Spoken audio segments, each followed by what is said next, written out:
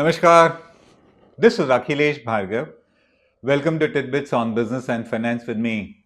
The National Statistical Organization, the NSO, yesterday released bleak data regarding the deteriorating state of the Indian economy, which continues to be in a slowdown mode.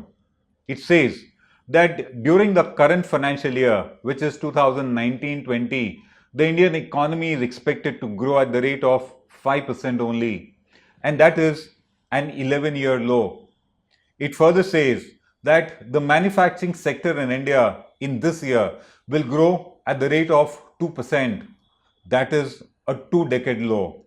And the rate of growth of fresh investments in the economy in this financial year, it says, is a mere 0.97%, which is a 15-year low. At this rate, there is a huge question mark about growth of jobs in the country, growth of industrial activity in the country, and of course, the GDP growth in the current year as well as in the coming financial year. Taking you from these figures, the World Bank in its January 20 report on the global economy says that it expects the Indian economy to grow at the rate of 5%. Its earlier estimate was 6%. And the World Bank says that in the coming financial year, which is financial year 2021, India will grow at the rate of 5.8%. It is worth noting that while in this financial year, India is expected to grow at the rate of 5%, as the World Bank also says, as per the World Bank, the average growth rate of the global economy is 2.5%. And interestingly, in case India wants to achieve the 5 trillion economy target by 2025, our average rate of growth has to be at 8% plus per annum, which is what we call the real growth rate and not the nominal growth rate. In respect of this state of the economy, these figures that have been released, our latest Indian origin Nobel laureate Abhijit Banerjee says that according to him, India is on the tipping point of a deep and prolonged recession if steps are not taken in time. He says that the real issue is that of demand, and because demand is not there, according to him, corporates are sitting on cash and they are unwilling to invest. He warns and says that the government must not bother about meeting targets of fiscal deficit, inflation, etc., and we must open up the economy in case we want the slowdown to be arrested and growth to be revived.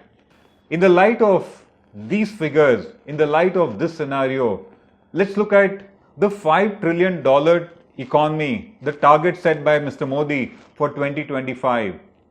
If India wants to become a $5 trillion economy by 2025, we need to grow in real terms at a rate of 8% plus per annum. In nominal terms, it would be 12% plus because you would add inflation to the real rate. We have grown this year at the rate of 5%. That's the expectation. Next year also is expected to be a mere 5.8%. That means out of this period of 5 years, we've only lost 2 years of a growth rate much below our target. The math just doesn't add up. The figures just don't add up to show that India would surge to a $5 trillion economy. And even if the best of measures are taken, in our opinion, 2020 and 2021 would be lost years as far as this effort to surge to that kind of an economy size are concerned. According to us, the factors that need to be implemented to rectify the position will all take time. Relief measures, revival measures, measures to rekindle the economy and make it grow at a rapid rate are not going to show effect overnight. If you actually see, the government has now been trying to fervently take measures to revive the economy since September 2019, and their effect has not yet been felt. And those measures, mind you, are in respect of spending. But the real measures that need to be taken are in terms of reforming the economy, reviving and restoring trust of stakeholders in the economy, and that takes a lot of time. So, what are the measures that will need to be taken? What needs to be done in order to ensure that India is able to move to that kind of an economy which is $5 trillion by 2025? According to us, the measures are many. The first one, of course, we need to revive the demand in the economy.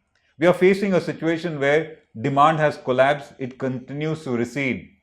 Till demand doesn't go up, turnovers don't go up, taxes collected don't go up, the growth of the economy doesn't go up. And demand has gone down because of shrinking household incomes, because of joblessness. The demand has gone down because the overall confidence of the householder has gone down, and with him having little faith in his future prosperity or well-being, he has been conserving his money, not willing to spend, not willing to invest. Thus, the first one is going to be revival of demand. If demand gets revived, and that will take time, only then new projects will be put up by corporates. Corporates already face a situation where in a number of sectors there is unutilized capacity. They are not going to invest money in new projects till demand looks up. So first, revival of demand, a time-consuming issue, and then comes putting in new investments.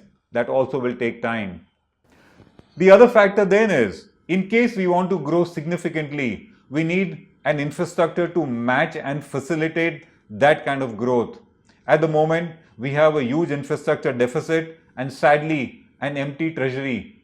Even if the government wants to spend at a fervent pace and ensure that infrastructure grows up at a fast pace, we don't have the resources. So we don't have the infrastructure also today to be able to live up to that kind of a growth rate that is being targeted. That also will take time. Then comes diagnosing the problem.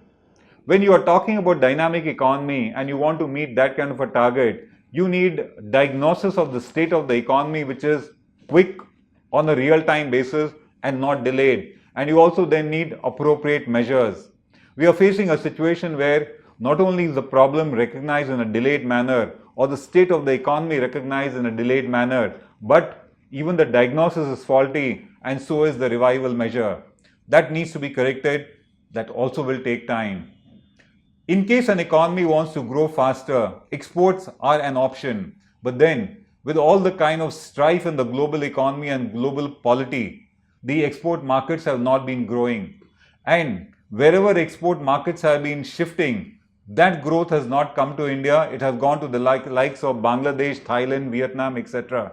So, we don't even have the support of export markets to be able to say that, okay, if the domestic economy is not doing good, let's target growth in the export market. That is not really available for India. So we are talking a situation where we need to restore trust of the consumer and the investor in the economy. There are onerous laws, there are troublesome and oppressive laws, ease of doing business at the ground reality is not good, and the common investor is certainly not an enthused lot. And then, if you want to grow and grow at a fast pace, you need banks which have a capacity to be able to lend. You need shadow banks like NBFCs to be able to lend and meet the growth requirements of enterprises. Even that is not happening.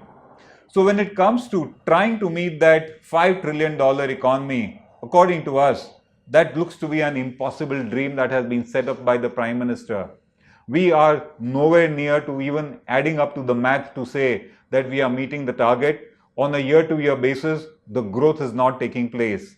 And for the growth to take place, we need to revive, rehaul, completely reform the entire ecosystem under which the economy works and restore confidence. Both of that will take time. So 2025 will come very quickly, but the $5 trillion target of the economy will not. We have a long way to go. And to that extent, according to us, knowing the state of the economy and the fact that the government has proved to be ineffective in rectifying matters, to us, that looks like just another political Jumla. This is Akhilesh Bhargava signing off till we meet again. Namaskar.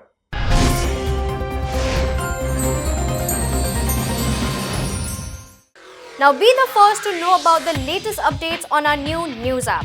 Go on your Android or iOS, search for HW News Network. Download our app, choose the language you prefer to get updates in, and be up to date with the latest news.